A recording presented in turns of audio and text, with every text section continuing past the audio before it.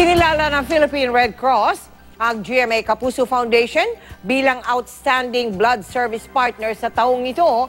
Yan po ang pinakamataas sa pagkilala ginagawad sa kanilang mga katuwang sa pagtulong sa ating mga kababayan.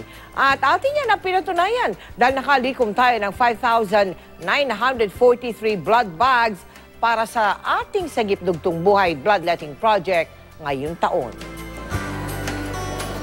Sa 20 taon ng ating Sagip Dugtong Buhay Bloodletting Project, libo-libong tao na ang ating naging katuwang.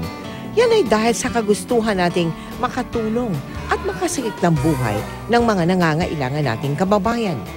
Isa sa mga matagal na nating suki, si Aling Malu. Ako pa mismo ang nagbilang ng dollars na kanyang inipon dahil sa pakikiisa sa ating project. Pang-12 beses ko nang nagdo-donate dito sa GMA Kapuso Foundation. Panata na raw niya ito, lalo na't buwan ng Agosto ang kanyang kaarawan. Alam ko na sa pamamagitan ng aking dugo, nakakapagsagip ako ng maraming nangangailangan. Kabilang si Malu sa tinatawag nating galloners na ating pinarangalan dahil sa kanyang mahigit na 10 beses na pagdodonate ng dugo. Amin ding nakilala si Ludi na sa kabila ng kapansanan, pagtulong pa rin sa kapwa ang iniisip.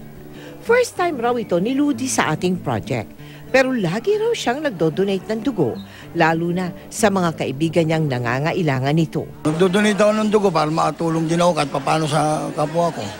Nagkaroon din tayo ng bloodletting project sa Taguig, Cavite at Bulacan.